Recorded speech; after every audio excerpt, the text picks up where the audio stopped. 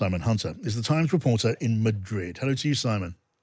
Hi, John. So these elections, what's driven these elections? What's the background, Simon? Well, what should we do? Should we take what Pedro Sánchez said today on face value, or should we look at the possible reasons, why he's really called these early elections? These elections were supposed to be happening in December. Pedro Sánchez came out today and he said, "I've taken this decision given the results of the elections on Sunday." He said he took responsibility for the results and said it was necessary to give a response to the people, submit our mandate to the will of the people, basically. But there's a lot of stuff going on in the background that might also be the reason why he's done this. Sanchez is very famous for taking these big gambles, taking these big decisions.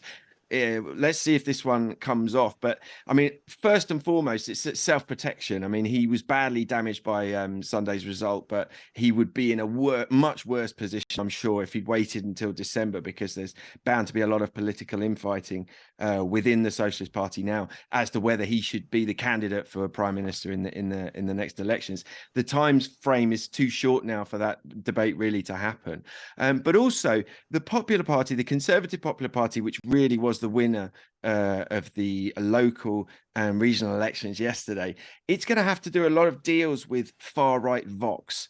Far-right Vox also made gains yesterday, but in several regions the Popular Party fell short of a majority. So really its only natural partner now is the far right Vox. And of course all of these deals will be going on in the run up to this July election, and those deals with the far right, those are likely to mobilize leftist voters and also probably be unpopular among voters of the Popular Party. So that might again have been part of Sanchez's thinking, right, to speed all this up. So what are going to be the big defining issues on the table, Simon, for Spain and also for more widely for Europe?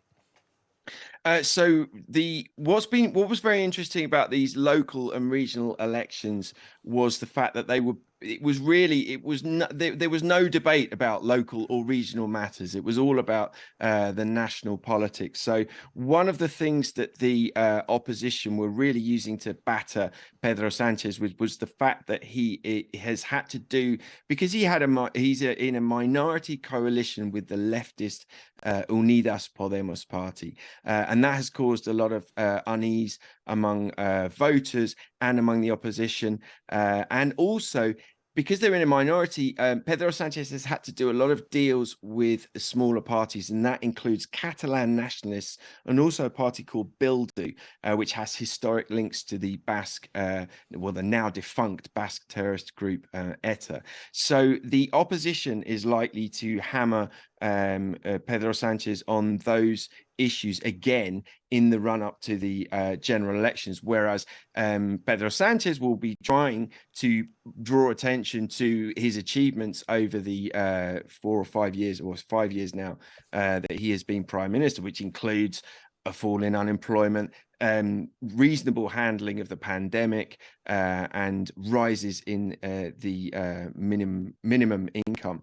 So and also rises in pension. So he has got a good record that he can look at. But the opposition are going to be very much looking at the compromises that he's had to make with these parties, which it's particularly Bildu, because of its historic links to ETA, are very uncomfortable for a lot of voters and give the opposition a lot of ammunition. Well, I'm John Pinar, and if you found that interesting, we are here each day, Monday to Thursday, 5 o'clock till 7 o'clock on Drive, and from 7 till 8, Pinar and Friends, where we discuss the big stories of the day each day on Times Radio.